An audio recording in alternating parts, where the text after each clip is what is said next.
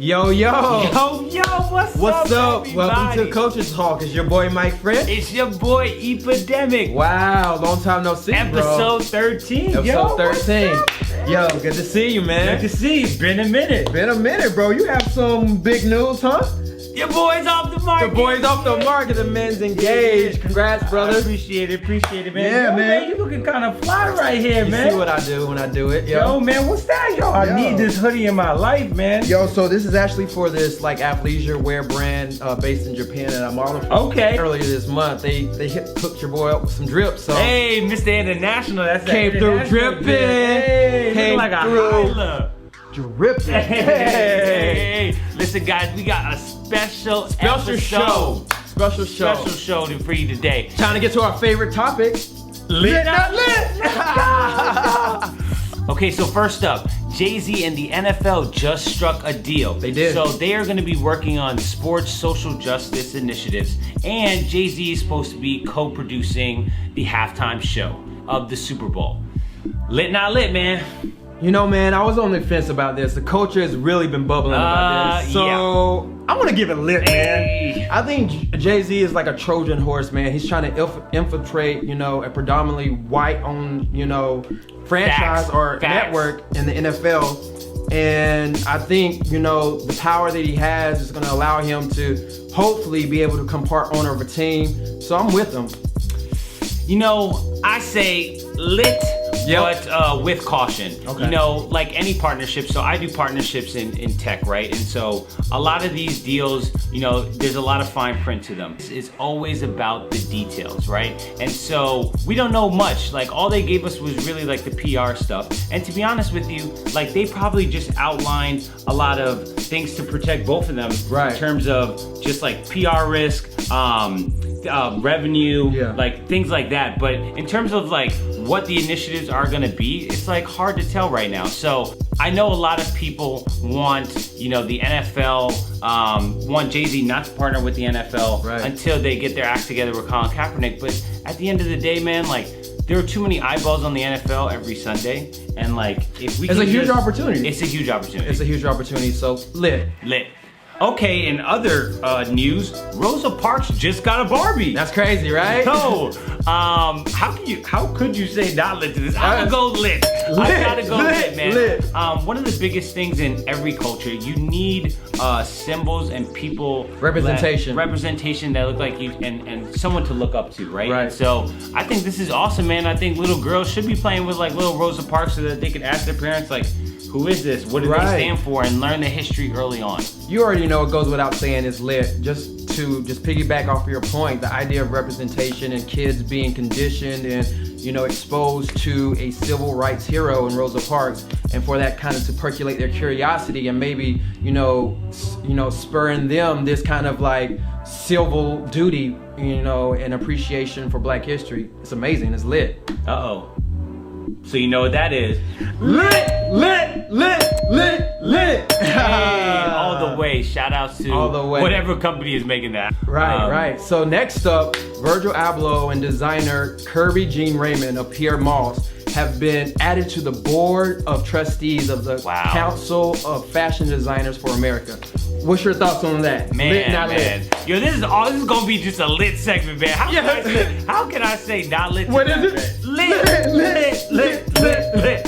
Yo, man, like I'm gonna let you go first, man. This is your world. You're the fashion expert, man. I say it's lit. That's all I'm gonna say. I mean, this goes back to like our first conversation we had about inclusion and representation within the entertainment industry, within modeling.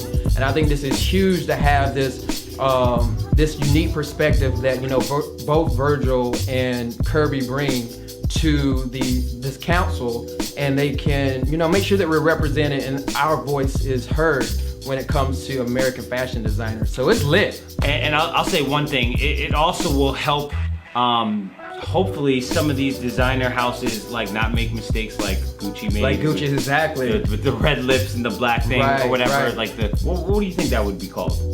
Like the. It was like blackface. It was just like a blackface. It was very outfit. insensitive, and that probably stems from a lack of diversity within these fashion houses. So to have a council like the CFDA elect these 2 young black fashion designers to their board, I mean, that's going to be huge, and it's going to have powerful impact, hopefully for years to come. Absolutely, absolutely. So next up, news just broke that Papa John's founder just donated $1 million to an HBCU in Kentucky. He stepped down last year because it came out that he had said the N-word. What's your thoughts about this? Lit, not lit? Not lit, not lit, not lit, man. Like, yo, why do we always do this? Like, why do we always allow high-ranking CEOs or public figures who make a racial comment to then just donate to an HBCU, man? Like, I just feel like it's just like not well intent. You know, the idea of a donation is like, I'm supporting you, and clearly his words reflect his true feelings about African Americans, and it's like, dude, you know this is just for a PR stunt, so I'm disappointed in the HBCU. Not lit. Yeah, this was hard, man. I'm really wrestling with this, but I'm going to say lit with caution, and this is why, because I tend to subscribe to the idea that people can change, and I don't want to hold people to their past mistakes, because people, you know, when you know better, you do better, and this may be a true instance where, you know, he really wanted to atone for his perceived grievance, and he donated to an HBCUs, which right now in America, HBCUs are lacking funding across the nation. And so for a man of power and wealth and means to see an opportunity where he can be of impact while also addressing a community in which he insulted, I tend to agree with that. And I would rather take it as a positive than a negative, because as we know, a mind is a terrible thing to waste. So if an endowment at HBCU can be helped out of something that was intended to be hateful, then, you know, love can come from hate sometimes. So lit with caution. And now to my favorite and the last thing. Bad Boys just came back. Bad Boys 3. Bad Boys 3, Bad Boys for Life is coming out next year, early 2020. Yeah. And they just released a trailer. So what you think? Lit, not lit? Man, Bad Boys was that franchise, man. Like Will Smith, Martin Lawrence, we all grew up watching like Martin. Well, I did. Yeah, you know Will Smith is like my dad, right? Will Smith, this guy idolizes Will Smith. Man. So I'm gonna say lit, bro. It was lit. I can't wait for that movie. I love to see Martin Lawrence get back on the big screen. We haven't seen him since, I think, like Big Mama's House. So like, I'm with it. Lit. Hey, not lit. Nah. Okay. Nah.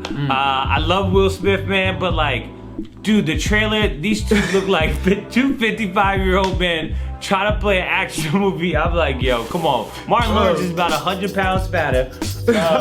Will Smith is clearly just like, he's wearing all black because he got a little gut now. Oh my God, ages, man. I'm just like, yo, like, why would you let them be great? No, man, like, pass on the franchise. I would have loved to have seen like Michael B. Jordan come out and be like, you know, the new Will Smith and take the franchise. It's not for Michael B. Jordan. It's Will Smith. They did that with Rocky. They made it Creed. Like, yo, they should have tried to keep the franchise going with bringing some more youthful action stars. So, not lit. Yo, speaking of Bad Boys, that brings me to the first Bad Boys and to our next segment, Culture Throwback. Culture Throwback. Yo, so what was your favorite scene from Bad Boys? Definitely when they were in that like mini mart and the dude was definitely like, yo, these dudes is about to rob me, and he pulled out a gun on them and he was just like jittery, but then like, yo, Martin and Will always know how to like play it smooth, and then just all of a sudden, like, yo, hands up, down. Yeah, like, and make sure you get me some Skittles. Yeah. Yo, I remember as a kid watching the chase scene when they're trying, the bad guys are trying to take the witness, and the music, it was so dramatic, and Will Smith, to me, he was just a hero. The slow-mo. That slow-mo, man. The music, and at the very end when he saves Martin Lawrence from the car and they just like roll out the guns, that scene is so iconic, yo. So iconic. What a great movie. I know. That's a wrap. It's a wrap. Thank you guys for tuning in. Thank you for subscribing. Please subscribe. Yo, please comment, like us. Do something. Do something, yo. It's your boy Mike French. It's your boy Epidemic. See you next week.